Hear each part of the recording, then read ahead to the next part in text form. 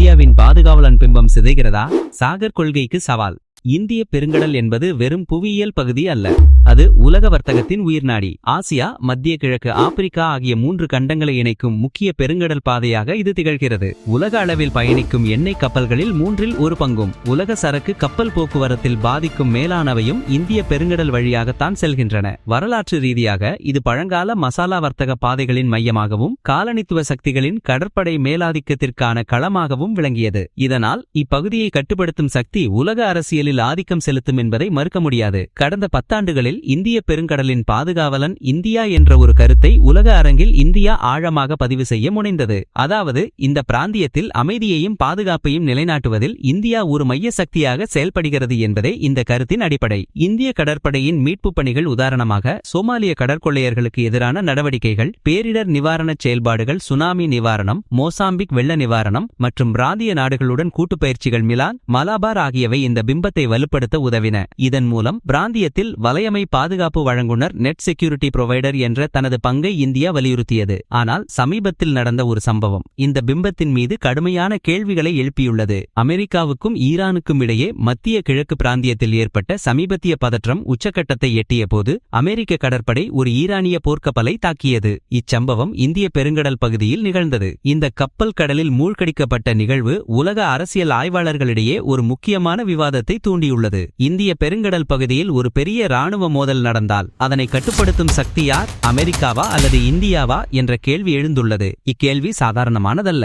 ஏனெனில் இந்திய அரசு கடந்த 10 ஆண்டுகளாக ஒரு வலுவான வெளியுறவு கொள்கை தொலைநோக்கு பார்வையை உருவாக்கி வருகிறது. சாகர் என்ற பெயரில் இந்திய பெருங்கடலை சுற்றியுள்ள நாடுகள் பாதுகாப்பாகவும் வளர்ச்சியுடனும் இருக்க வேண்டும் என்றும், இந்த பயணத்தில் இந்தியா ஒரு மைய பங்கை வகிக்க வேண்டும் என்றும் இந்தியா வலியுறுத்துகிறது. இந்த திட்டத்தின் அடிப்படை கொள்கையே இந்தியா ஒரு பிராந்திய சக்தியாக நிலைநிறுத்தப்படுவதையும், கடற்பரப்பில் ஒழுங்குமுறையை பேணுவதையும், அனைத்து நாடுகளுக்கும் பயனுள்ள ஒத்துழைப்பை ஊக்குவிப்பதையும் நோக்கமாக கொண்டது. இச்சம்பவம் இந்தியாவின் சாகர் கொள்கையின் செயல்திறனையும் பிராந்தியத்தில் அதன் உரிமை கோரும் பாதுகாவலன் பிம்பத்தையும் நேரடியாக சவால் செய்தது. இந்திய பெருங்கடல் பிராந்தியத்தில் இந்தியா தனது பாதுகாவலன் பிம்பத்தை நிலைநிறுத்தினால் அது பிராந்திய வர்த்தக பாதுகாப்பை உறுதிப்படுத்தும். இது இந்தியாவின் ஆக்ட் ஈஸ்ட் கொள்கை மற்றும் இண்டோ பசிபிக் அணுகுமுறைக்கு உத்வேகம் அளிக்கும். ஆக்ட் ஈஸ்ட் கொள்கை இந்தியாவின் பொருளாதார மூலோபாய ஈடுபாட்டை தென்கிழக்கு ஆசியா மற்றும் கிழக்கு ஆசியாவுடன் ஆழப்படுத்துவதை நோக்கமாக கொண்டுள்ளது. இண்டோ பசிபிக் அணுகுமுறை ஒரு சுதந்திரமான, திறந்த மற்றும் அனைவரையும் உள்ளடக்கிய பிராந்தியத்தை முன்னிறுத்தி உலகின் இந்த 2 பெருங்கடல்களையும் இணைக்கும் பாலமாக இந்தியாவை நிலைநிறுத்துகிறது.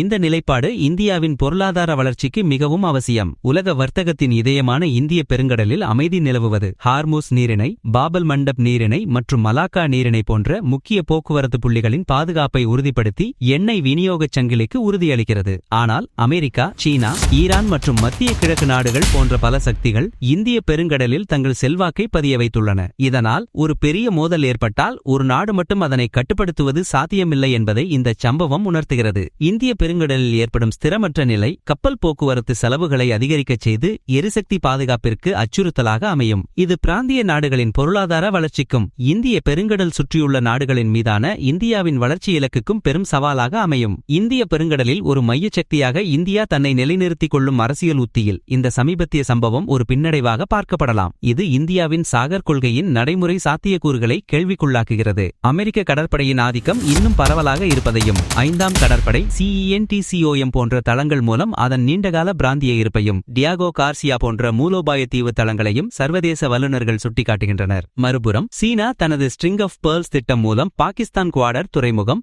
இலங்கை ஹம்பன்டோட்டா, மியான்மர் கேக்பியூ, ஆப்பிரிக்கா ஜிபூட்டி போன்ற நாடுகளில் துறைமுக முதலீடுகள் செய்து தனது இருப்பை அதிகரித்து வருவதையும் வல்லுநர்கள் எடுத்துக்காட்டுகின்றனர். இது இந்தியாவின் பிராந்திய ஆதிக்கத்திற்கான இலக்கிற்கு பெரும் சவாலாக அமைகிறது. இந்திய பெருங்கடல் அமெரிக்கா, சீனா, இந்தியா ஆகிய 3 பெரும் சக்திகளின் போட்டி மேடையாக உருவெடுக்கிறது. இந்தியாவின் மூத்த ராஜதந்திரியும் மூலோபாய ஆய்வாளருமான ராஜா மோகன் போன்றவர்கள் இந்தியா ஒரு புதிய பலதுருவ உலக ஒழுங்கில் அதன் அபிலாஷைகளை யதார்த்தத்துடன் சமன் செய்ய வேண்டும் என்று வாதிடுகிறார்கள். இந்தியா தனது பாதுகாவலன் என்ற நிலையை உறுதிப்படுத்த இராணுவ பலத்தை மட்டும் மட்டும் நம்பியிருக்காமல் ராஜதந்திர உறவுகளையும் பொருளாதார ஒத்துழைப்புகளையும் மேம்படுத்த வேண்டும். இல்லையெனில் இந்தியாவின் பிராந்திய மேலாதிக்கம் குறித்த பரப்புரைகள் வெறும் பேச்சுக்களிலேயே நின்றுவிடக்கூடும் என்று நிபுணர்கள் எச்சரிக்கின்றனர். இந்தியாவின் இந்திய பெருங்கடல் பாதுகாவலன் பிம்பத்தை வலுப்படுத்தும் முயற்சிகளுக்கு மற்ற நாடுகள் பல வகைகளில் எதிர்வினையாற்றுகின்றன. அமெரிக்கா தனது கடற்படை பலத்தை நிலைநிறுத்தி தனது நீண்டகால உலகளாவிய கடற்படை ஆதிக்கத்தை இந்திய பெருங்கடலிலும் தக்கவைத்துக் கொள்ள விரும்புகிறது. ஈரானுடனான அதன் மோதல் இப்பகுதியில் அமெரிக்காவின் தன்னிச்சையான செயல்பாடுகளை வெளிப்படுத்தியது. சர்வதேச சட்டவிதிகள் மற்றும் சுதந்திரமான கப்பல் போக்குவரத்துக்கான அதன் நிலைப்பாட்டை மறுபரிசீலனை செய்ய தூண்டியது. சீனா தனது துறைமுக கிளைகள் உத்தி மூலம் இந்தியாவின் மேற்கு மற்றும் கிழக்கு கரைகளைச் சுற்றியுள்ள நாடுகளில் தனது இராணுவ மற்றும் பொருளாதார இருப்பை அதிகரிப்பதன் மூலம் இந்தியாவை சமன் செய்ய முயற்சிக்கிறது.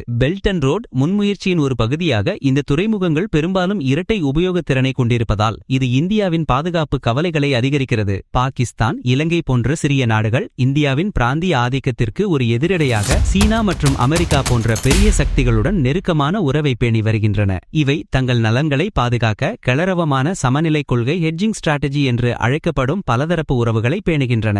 இதனால் இந்திய பெருங்கடலின் பாதுகாப்பை கண்காணிப்பதில் இந்தியா மட்டும் தனியொரு பங்காற்றுவது சாத்தியமில்லை என்ற யதார்த்தத்தை இது வெளிச்சம் போட்டு காட்டுகிறது. இந்திய பெருங்கடல் பாதுகாவலன் என்ற இந்தியாவின் பிம்பம் சிதைக்கப்படுவது குறித்த விவாதம் இந்திய பொதுமக்களிடையே கலவையான உணர்வுகளை தூண்டலாம். தேசபக்தி உணர்வுள்ள குடிமக்கள் இந்தியாவின் வெளியுறவு கொள்கையின் நம்பகத்தன்மையை கேள்விக்குள்ளாக்கலாம். குறிப்பாக மோதல் ஏற்பட்ட போது இந்தியா மௌனம் காத்ததாக அவர்கள் உணரலாம். இது தேசிய பெருமை மற்றும் இந்தியாவின் சர்வதேச பங்கு பற்றிய விவாதங்களை தூண்டும். அதே நேரத்தில் யதார்த்தமான பார்வை கொண்டவர்கள் உலக அரசியலில் இந்தியாவின் வரம்புகளை புரிந்துகொண்டு ஒரே நேரத்தில் பல பெரிய சக்திகளுடன் மோதுவது சாத்தியமில்லை என்பதை உணர்வார்கள். இந்தியாவின் பாதுகாப்பு மற்றும் வளர்ச்சிக்கு இந்திய பெருங்கடல் மிக முக்கியமானது என்பதால் இப்பகுதியில் இந்தியாவின் பங்கு குறித்த ஆரோக்கியமான விவாதம் உருவாகலாம். இந்தியாவின் கடல்சார் பாதுகாப்பு மூலோபாயத்தின் பன்முகத்தன்மை, இராணுவ பலம், ராஜதந்திர ஈடுபாடு மற்றும் பிராந்திய ஒத்துழைப்பு ஆகியவற்றின் அவசியம் பற்றிய விவாதத்தை இந்த சம்பவம் தூண்டக்கூடும். இந்த சம்பவம் பிராந்திய பாதுகாப்பிற்கு இந்தியா எந்த அளவிற்கு தயாராக உள்ளது என்பது குறித்த கேள்விகளை எழுப்பி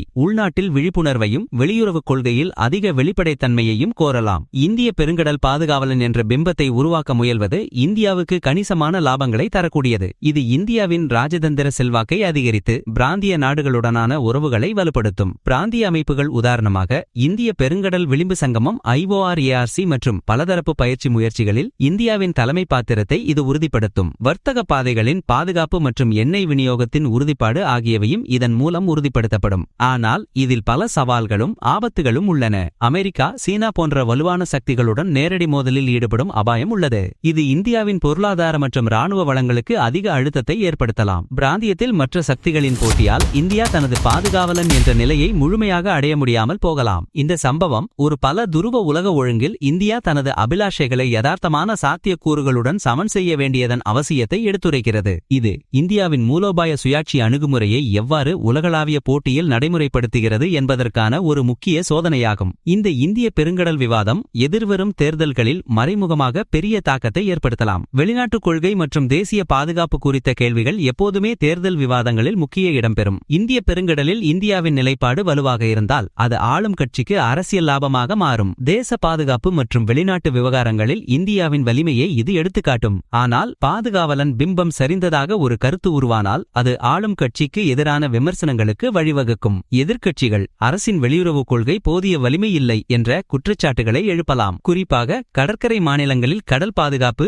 ஆழ்கடல் மீன்பிடி உரிமைகள், சட்டவிரோத மீன்பிடி நடவடிக்கைகளிலிருந்து பாதுகாப்பது மற்றும் கடலோர உள்கட்டமைப்பு மேம்பாடு போன்ற உள்ளூர் பிரச்சினைகளுடன் இது பிணைக்கப்படலாம். இந்த உணர்வுகள் ஒரு குறிப்பிட்ட பிராந்தியத்தில் தேர்தல் முடிவுகளில் கூட தாக்கத்தை ஏற்படுத்தக்கூடும். இது தேசிய அளவிலான வெளியுறவுக் கொள்கைகள் எவ்வாறு உள்ளூர் சமூகங்களை பாதிக்கலாம் என்பதை காட்டுகிறது. இந்திய பெருங்கடல் வெறும் ஒரு கடல் பகுதி அல்ல, அது உலக அரசியலின் முக்கிய மேடை. இங்கு நடக்கும் ஒவ்வொரு நிகழ்வும் உலக அரசியல் போக்கை பாதிக்கக்கூடும். சமீபத்திய ஈரானிய போர்க்கப்பல் சம்பவம் இந்திய பெருங்கடலின் எதிர்காலம் பல சக்திகளின் போட்டியால் தீர்மானிக்கப்படும் என்பதை தெளிவாக உணர்த்துகிறது. இந்தியா, சீனா, அமெரிக்கா ஆகிய மூன்று சக்திகளும் இந்த பிராந்தியத்தில் தங்கள் செல்வாக்கை நிலைநிறுத்த முயற்சிக்கும். இதனால் இந்த பகுதி ஒரு புதிய புவிசார் அரசியல் போர்க்களமாக மாறுகிறது. இந்தியா தனது பாதுகாவலன் என்ற பிம்பத்தை மீண்டும் நிலைநிறுத்த முயற்சிக்கும். சீனா தனது இருப்பை விரிவுபடுத்தும். அமெரிக்கா தனது ஆதிக்கத்தை தக்கவைக்க போராடும். இந்த மூன்று சக்திகளின் போட்டிதான் இந்திய பெருங்கடலின் எதிர்காலத்தை தீர்மானிக்கப் போகிறது. இந்த கடற்பகுதி ஒரு நாட்டின் தனிப்பட்ட கட்டுப்பாட்டிற்குள் வருவது தற்போது சாத்தியமில்லை என்பதே யதார்த்தம். இது மாறிவரும் உலக அரசியலின் ஒரு பிரதிபலிப்பு. இந்த சூழ்நிலையில் இந்தியா தனது ராஜதந்திர மற்றும் பாதுகாப்பு அணுகுமுறைகளை நுண்ணறிவுடன் மாற்றி அமைக்க வேண்டும். வேண்டிய கட்டாயத்தில் உள்ளது. பலதரப்பு ஒத்துழைப்பு மற்றும் மூலோபாய கூட்டணிகளை நாடுவதன் மூலம் மட்டுமே இந்திய பெருங்கடலில் நிலையான பாதுகாப்பையும் வளர்ச்சியையும் உறுதி செய்ய முடியும். இந்த மாதிரி உலக அரசியல் விளக்கங்களை தொடர்ந்து பார்க்க நம்ம தமிழன் IQ சேனலை சப்ஸ்கிரைப் பண்ணுங்க. உங்க கருத்தை கமெண்டில் சொல்லுங்க. நன்றி.